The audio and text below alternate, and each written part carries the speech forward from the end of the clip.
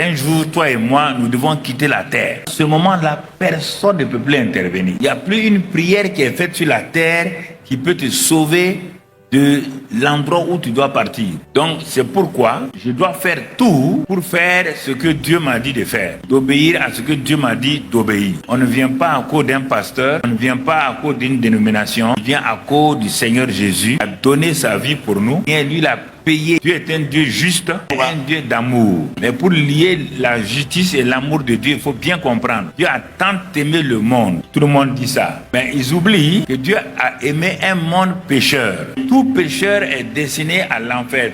L'âme qui pêche est celle qui mourra spirituellement. Alors, comment ce Dieu qui aime les pécheurs là peut-il les amener dans son paradis qu'il vient de mettre en place? L'amour n'a pas le pouvoir d'amener quelqu'un au paradis s'il n'y a pas d'abord la justice. Voici les hommes qu'il aime. Il veut les amener au paradis. Mais Satan dit, tu ne peux pas les amener parce qu'ils sont pécheurs. Si vous ne comprenez pas ça, vous allez prendre le christianisme comme quelque chose qui offre. Comme vous faites une faveur à Dieu. Comment Dieu va faire? Il aime les gens, il veut les avoir comme ses enfants. Il a décidé lui-même de payer le prix. Les anges étaient étonnés. Il dit que les anges regardent le salut, ils ne comprennent pas. Aucun ange ne comprend pourquoi Dieu a fait le salut là. Dans leur milieu, quand il y a quelque chose de mauvais, c'est fini. C'est pourquoi Satan n'est pas pardonnable. Dans le milieu spirituel, Satan n'est pas pardonnable. Il ne peut pas se repentir, c'est fini. Mais l'homme qui a été créé à l'image de Dieu et qui est tombé, qui a perdu cette image-là, Dieu l'aime. Il veut le ramener. Alors, comme il n'y a personne pour le conseiller, il a dit, je vais payer le prix. Je vais payer le prix comment? Selon le conseil de sa volonté. Qu'est-ce qu'il va faire? Vous allez voir, je vous ai dit là, la stratégie divine. Dieu est seul. Il y a pour qu'il paye, pour que l'amour que Dieu a là se manifeste pour toi et pour moi, pour nous tous comme pécheurs. C'est l'homme qui a péché. Il faut un homme, un autre homme pour payer, pour être frappé, pour payer le prix du rachat de l'homme. Tu ne sais pas ce que Dieu a fait, c'est pourquoi je te révèle ça. Il a donc fallu pour que Dieu lui-même décide de devenir un homme. Il ne peut pas envoyer un ange. Il ne peut pas descendre lui-même. Dieu est esprit. Celui qui a péché là, Adam là, n'est pas esprit. Il a un esprit, mais il est homme dans la chair. Il faut que l'homme là, le Dieu là, devienne un homme pour pouvoir payer. C'est cette stratégie qu'on ne comprend pas là, qu'on va comprendre au ciel. Comment un Dieu esprit peut devenir un homme et en gardant l'esprit et en prenant une forme de chair. C'est ce qu'on va appeler l'incarnation. De Jésus au ciel, puisqu'il quand il a envoyé l'ange dire à Joseph et à Marie, il dit, celui qui va venir là, donc ce sera Dieu qui sera fait chair et son nom sera Jésus. Quand il est venu, il a marché comme un homme. Il était fils de l'homme. Quand tu le pinces, il sent ça. C'est pourquoi il avait faim. Dieu n'a jamais faim. Mais cet homme, la fille de l'homme là, se fatiguait. Tout ce que tu as subi, il a subi ça. On le frappait, il sentait la douleur. On l'insultait, il sentait les mêmes douleurs comme toi quand on t'insulte. Tout ce que tu sens là, il a senti tout ça pour comprendre qu'est-ce que l'homme sur la terre. La seule chose, c'est le péché qu'il n'a jamais commis. Toutes les tentations que tu as là, il a été tenté par les femmes. Faut pas avoir peur ça. S'il n'a pas été tenté par les femmes, comment il va te dire? C'est écrit dans la Bible. Quand on dit ça, certains sont tellement religieux qui pensent avant Jésus a été tenté, mais c'est écrit dans la Bible.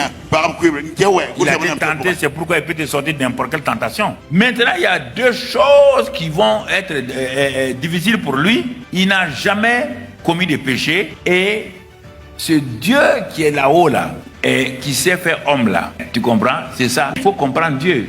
Toi, avec ta tête là, tu ne comprends pas comment Dieu peut devenir homme. Le voilà maintenant où le temps va arriver où il doit faire ce qu'il a été envoyé pour faire. Il a reçu la direction divine. C'est le premier qui a reçu la direction divine et qui va l'accomplir parfaitement pour le salut des hommes. Il n'y a pas une deuxième personne. Le voilà maintenant au jardin de Gethsémane. L'endroit de décision. L'endroit de décision. Dieu qui est devenu chair.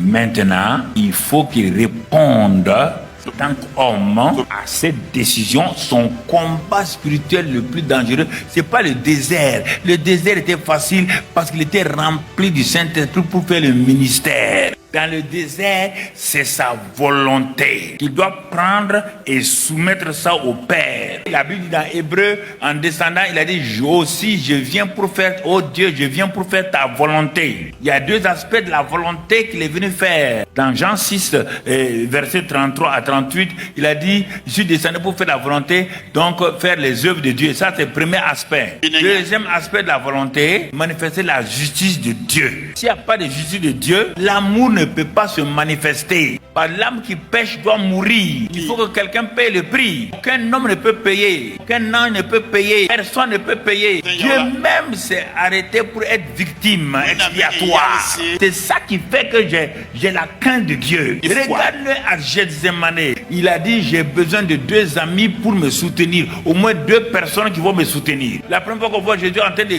crier, Jésus est en train de demander du secours et que personne ne le regarde. Quand il est arrivé à Gethsémani, les pierres et les gens qui l'ont accompagné ne pouvaient pas résister parce que c'est là-bas qu'il doit donner sa volonté pour devenir péché. Satan a fait entourer tout l'entourage de Gethsémani par ses esprits pour amener donc la pression sur Jésus. Mais vous avez vu, le Père n'était pas là à côté. Les anges étaient loin.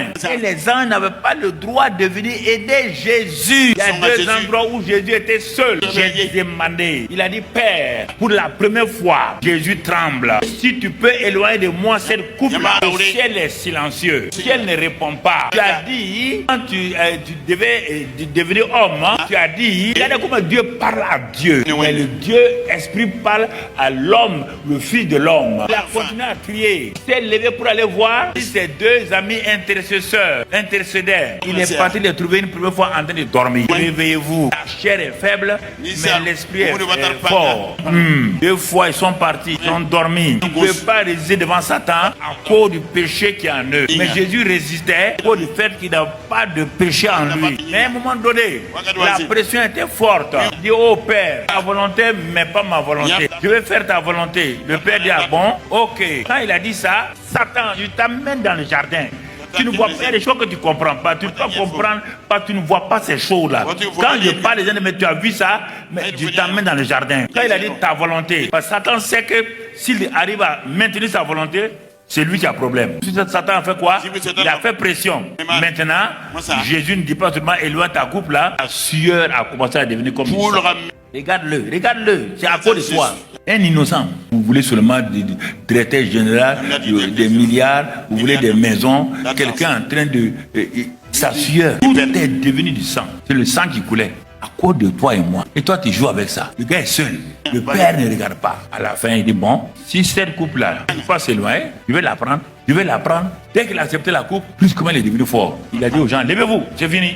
Allons-y. Et il est parti tout droit vers la croix. Regarde-le. Arrivé là-bas aussi, la plus grande partie va se jouer là-bas. Quand tu as gagné ton Gethsémani dans la direction divine, alors tu peux porter ta croix sans problème. Mais si tu n'as pas gagné ton Gethsémani, dans ta vie, il y a toujours un Gethsémani. Il y a un Gethsémani que tu dois rencontrer obligatoirement.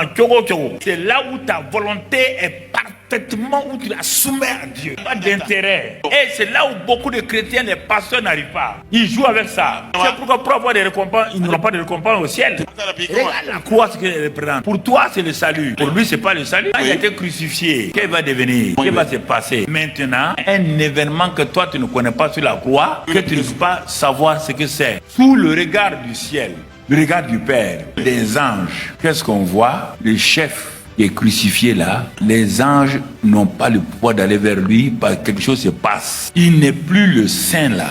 Il n'est plus celui que les anges se pliaient devant lui. Brusquement aux yeux des anges et du ciel, Jésus devient péché. Pas pécheur, hein? Plus que ça. Ce que Dieu est. Il est en train de payer le prix. Et c'est pourquoi Jésus même est conscient maintenant qu'il est en train de changer. Lui qui était donc la pureté et tout, il devient péché. Et pourquoi cette fameuse phrase est sortie? Les gens ne savent pas pourquoi il a dit cette phrase-là. Cette phrase, on ne sait pas pourquoi il a dit ça. Et si tu ne comprends pas ce que je te dis là, il a dit quoi? Mon Dieu. Il n'a pas dit papa. C'est la première fois où Jésus dit, mon Dieu, pourquoi tu m'as abandonné? Seul. Les anges ont donné d'eau. Papa Papa, mon Dieu, a fermé le ciel. Plus personne ne le regarde. Les femmes frappent leur poitrine. Les maris frappent leur poitrine. Les sacrificateurs et les scribes l'accusent. Les Romains l'insultent. Il est seul sur la terre. Il est seul pour toi. Seul pour toi. Et tu joues avec lui. Seul. Pourquoi? Mon Dieu. Il ne peut pas dire Père. Dieu ne peut pas être le Père du péché. Jamais. Il est descendu plus que toi. Toi, tu es pécheur. Il est péché. Tu es supérieur à lui. Il est descendu les profondeurs. Et toi, tu joues avec ça. Tu fais ça. Tu méprises ce que Dieu est. Un petit problème seulement. Il fallait prier pour moi. Gêner pour moi. Tu as oublié ce que son fils est devenu. Quand il a dit ça, mon Dieu. Il dit maintenant, tout est. Et baissait la tête. Et mis son esprit. Qu'est-ce qui s'est passé? La création a dit, le centenaire romain dit, celui-ci était vraiment le Fils de Dieu. Brusquement, qu'est-ce qui se passe? Les tombeaux des saints s'ouvrent à Jérusalem. Et les gens de Jérusalem voient les saints là, sortis des tombeaux, rentrer dans la ville, traverser la ville, ils sont allés. En ce temps, il y avait un homme à côté de Jésus, qu'on appelle le voleur de droite. Le seul qui a pu reconnaître cet instant-là. Jésus dit, Seigneur, je sais qui tu es. Tu vas revenir. Souviens-toi de moi. Jésus lui dit aujourd'hui même. Il n'a pas dit que tu seras au paradis aujourd'hui. Je déclare aujourd'hui que ce que j'ai accompli pour toi est là. Je vous pose la question. Quand tu comprends ça, l'œuvre de la croix là, toi tu vas jouer avec Dieu parce que les gens t'insultent, tu ne vas pas pardonner. Regarde-le. Il est seul. Même si tu étais seul sur la terre, c'était pour toi qu'il mourrait. Petit pardon que tu dois donner à quelqu'un, réconciliation que tu dois donner à quelqu'un, et il faut souffrir comme ça pour pardonner, il faut souffrir pour aimer quelqu'un, et tu veux malgré ça rentrer au paradis. Toi, tu vas rentrer au paradis parce que tu refuses de pardonner et d'aimer les gens. Tu vas rentrer au paradis. Donc tu n'as pas pris au sérieux ce que son fils a fait. Tu es fou, tu es insensé, tu es fou, tu es folle. Toi, tu vas rentrer au paradis. Regarde le prix qu'il a payé. C'est ça l'amour de Dieu. Tu comprends? Que Dieu te bénisse.